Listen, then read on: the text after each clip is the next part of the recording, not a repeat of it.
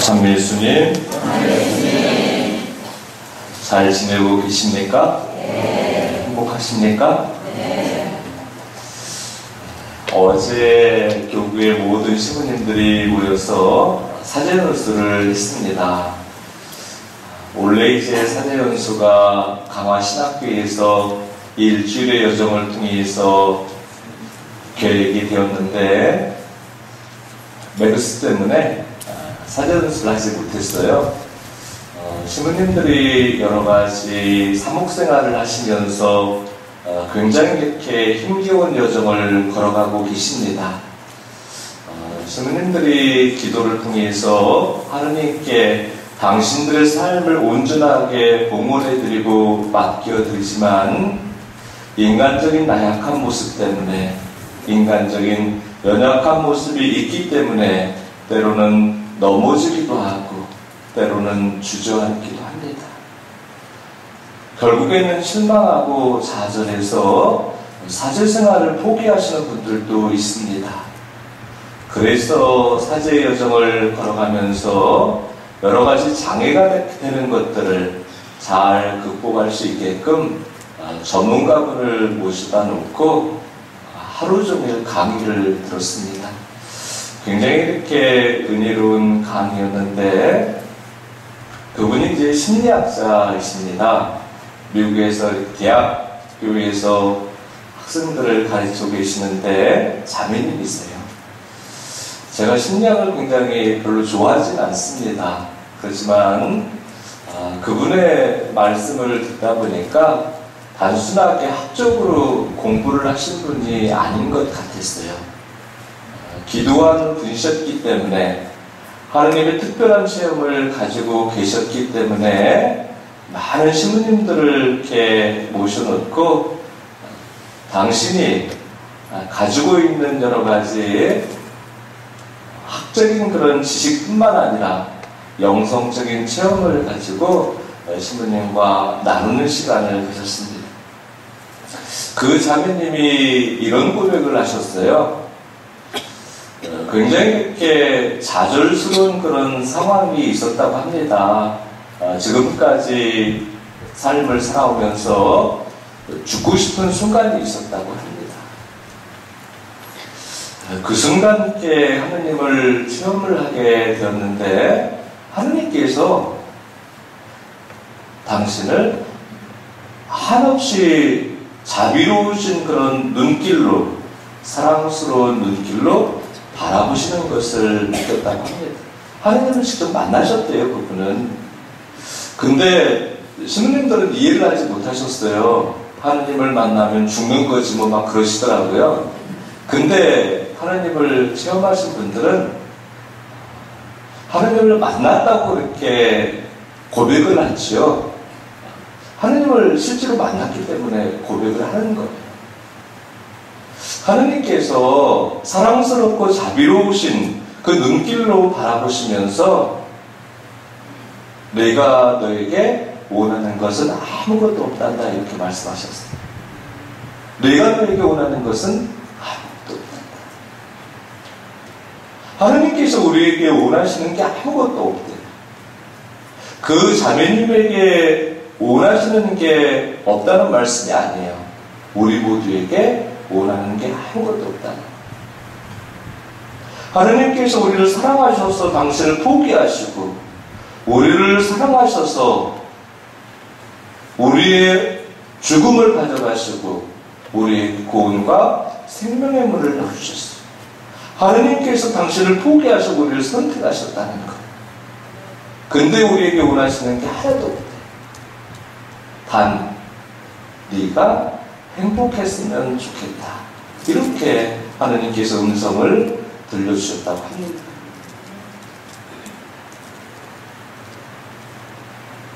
하느님이 우리에게 원하시는 것은 우리의 행복이죠.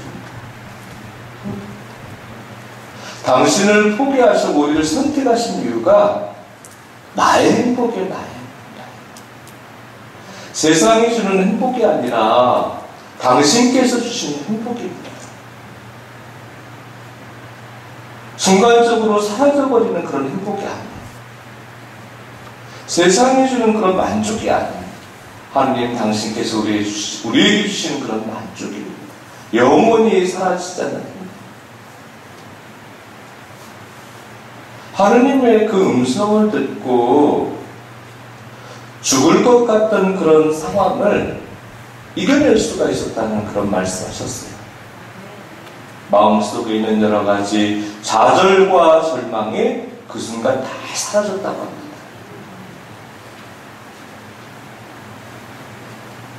내 안에 있는 어둠이 다 씻겨나갔다는 그런 고백을 하셨어요. 하나님의 그 음성을 듣고 하나님을 만나는 체험을 하는 그 순간 당신의 삶이 완전하게 새롭게 거듭났다는 그런 신앙 고백을 하셨습니다. 그 고백을 통해서 많은 신부님들이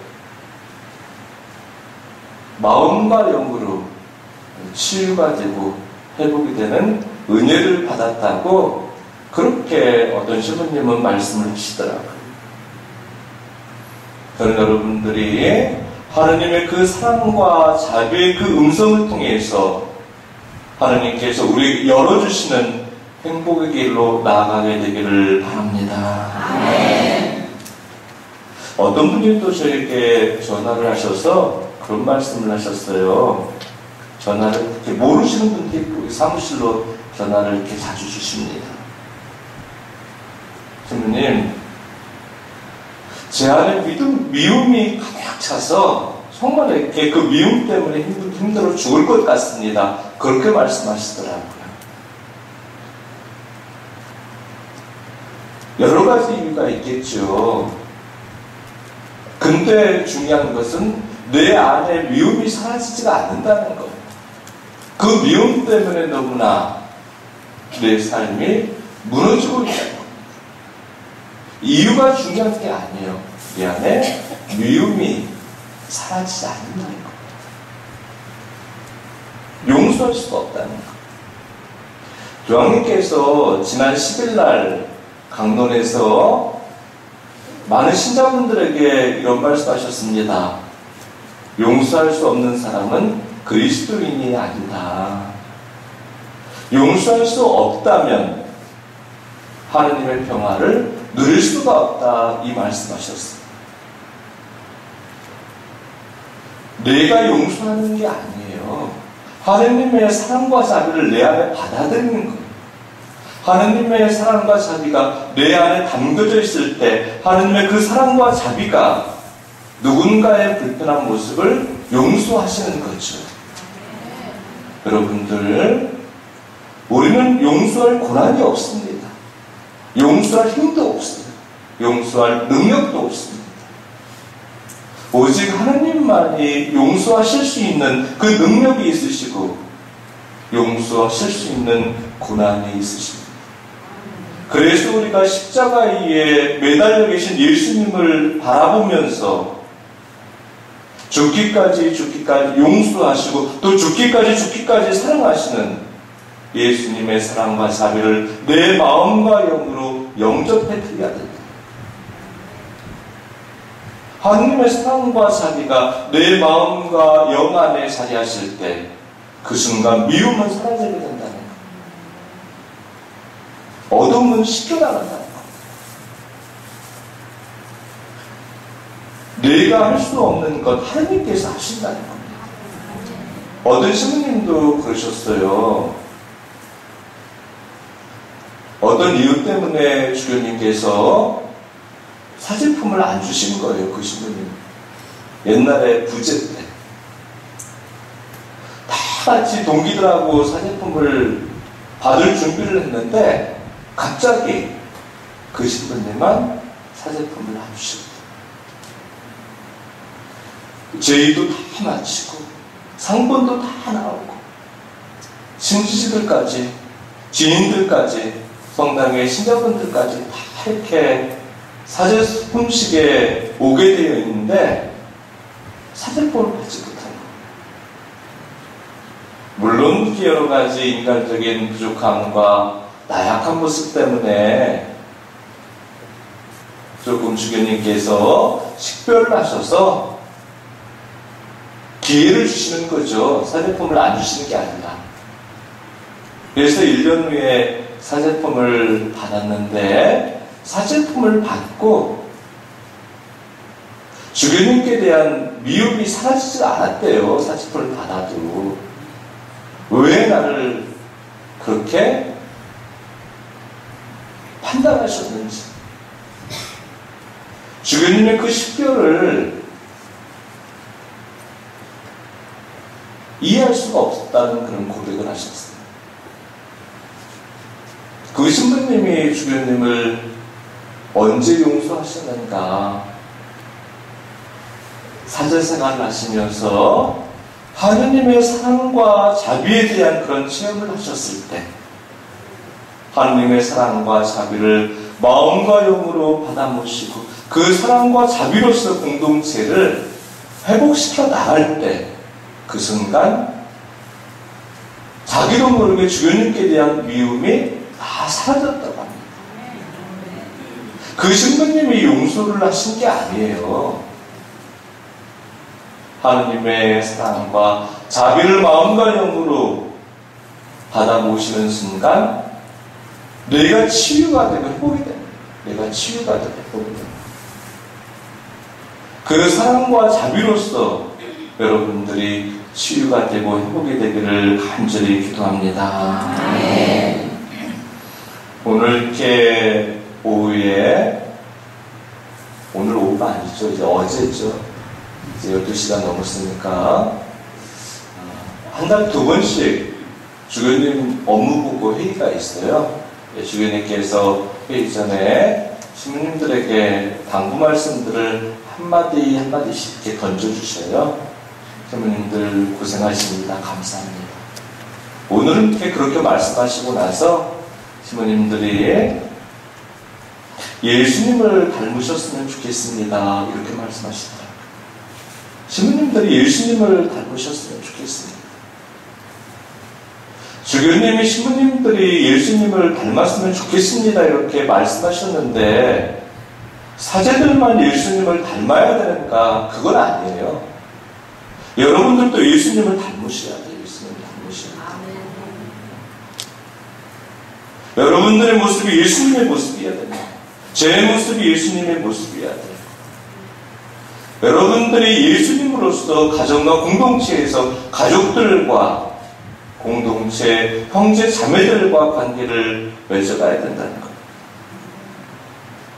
예수님을 닮으셨으면 좋겠습니다. 이 물음에는 주교님께서 말씀하신 그 근본적인 그런 의미는 부모님들 예수님이 걸어가신 길을 똑같이 걷고 있습니까? 이 물음이에요. 공동체를 위해서 예수님께서 사제들에게 맡겨주신 신자들을 위해서 예수님처럼 십자가를 짊어지고 걸어가고 있는가? 많은 사람들의 상처와 아픔의 그 치유와 회복을 위해서 대신 예수님처럼 고난과 아픔을 받아내고 있는가?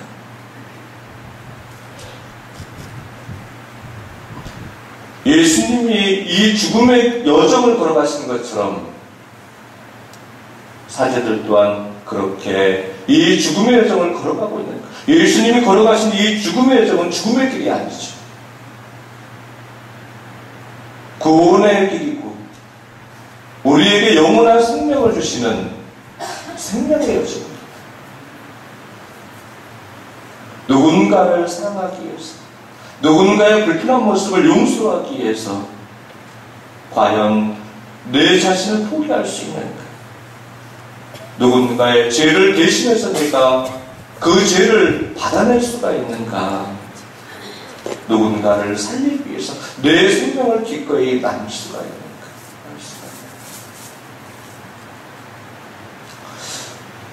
어떤 신부님이 우리 교구청의 어린 신부님이 어리지 않으면 40 약간 안 됐죠.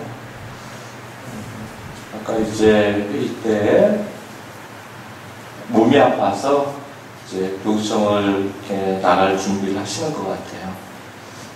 간암 초기이셔가지고 김민중 신부님이신데 여러분들 기도 중에 좀 기억을 하셨으면 좋을 것 같습니다.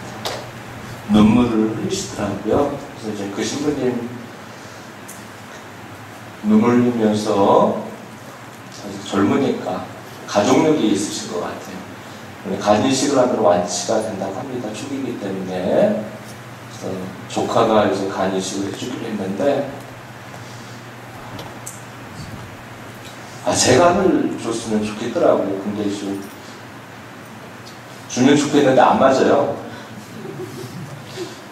물론 이렇게 줄 수 있죠. 근데 이제 그런 마음은 늘 이렇게 가지고 있습니다. 근데 이제 실제로 그 순간이 되면 인간적인 그런 생각으로 딱, 나 무쪽에서 그럴 수도 있겠죠. 근데 그럼에도 불구하고 우리가 예수님께서 우리의 죽음을 가져가시고 당신의 생명을 우리에게 주신 것처럼 그 생명을 나눌 수 있는 그런 선택을 해나가야 됩니다. 세상 사람들은 내가 살기 위해서 다른 사람들을 죽음의 길로 이렇게 내모르잖아요. 내가 일어서기 위해서 다른 사람을 밀어뜨리잖아요. 내가 앞서가기 위해서 다른 사람들을 끌어내요. 우리는 그래서는 안 된다는, 그래서는 안 된다는. 인간이 네 가지 본성을 가지고 있다고 합니다. 첫 번째는 악마의 본성이기 때문에 악마의 본성. 누군가 나를 사랑하고 누군가 나에게 여러 가지 좋은 마음으로 다가와도 내가 그걸 거부한다는 것. 그 호의를 아픔으로 갚는다는 겁니다. 악마의 본성, 악마의 본성. 내 불편한 모습에 대해서, 내 인간적인 나약한 모습에 대해서 자비로서 나를 품어줬는데 그 사람을 배신하는 것. 악마의 본성, 악마의 본성. 두 번째는 동물적인 본성이 있다고 합니다. 동물적인 본성. 누군가 나를 해치려고 하면 내가 해치는 것. 누군가 나를 아프게 하면 내가 그 사람을 아프게 하는 것. 동물적인 본성, 동물적인 본성. 미워하면 미워하고, 사기치면 나도 똑같이 사기를 치는 것.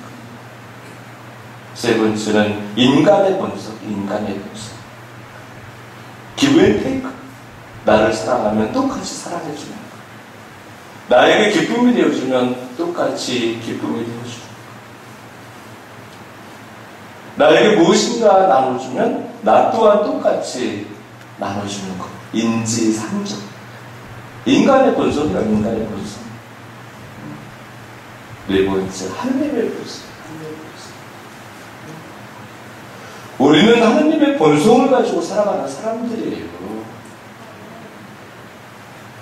내가 주님을, 예수님을 마음과 영으로 영접한 순간 내 인간의 본성은 사라지는 것. 그 인간의 본성에, 동물적인 본성에, 악마의 본성에 붙들려서 우리가 살아가면 안 돼. 하느님의 본성으로 살아갈 수 있어야 돼. 죽기까지 우리를 사랑하시는 하느님의 그 사랑. 향나무 있지 않습니까? 향나무. 향나무 중에 백단향이라는 나무가 있다고 합니다. 그 나무는 향이 굉장히 진하다고. 근데 그 나무를 도끼로 치면 그 도끼에 그 향이 배어난다고 합니다. 누군가 나를 무너뜨리면 그 무너뜨린 사람에게 하느님의 향내가, 하느님의 사랑, 하느님의 자비가 묻어나야 된다는 것. 그게 하느님의 본성이에요. 하느님의 본성.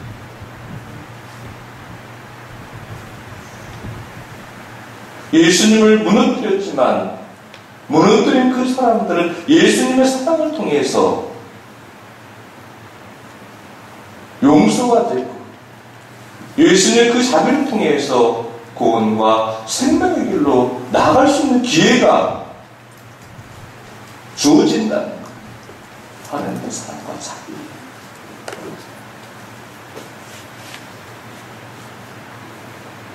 예수님을 닮은 사람이죠. 그리스도의 향기가 나는 사람이죠. 여러분이요. 우리 자신들. 세상을 살아가는 데 있어서 우리에게 많은 것들이 필요합니다. 내 입을 즐겁게 하는 것, 내 눈을 즐겁게 하는 것, 내 몸을 즐겁게 하는 것. 세상적인 많은 것들이 우리가 세상을 살아가는 데 있어서 필요하지요. 그렇지만 예수님을 믿고 있는 사람들, 하느님의 본성을 가지고 사는 사람들, 우리 그리스도인들은 그러한 것들이 우리 믿음 생활에, 우리 삶의 목적이 되어서는 안 된다는 겁니다. 세상의 만족 때문에 하나님을 포기해서는 안 된다는 것. 우리의 목적은 하느님에 대한 하나님을 바라보고 하나님을 소망하면서 하나님께서 우리에게 주시는 영원한 생명, 구원이 우리 믿음 생활의 목적이 되어야 된다. 세상의 욕망 때문에 하나님을 포기해서는 안 된다.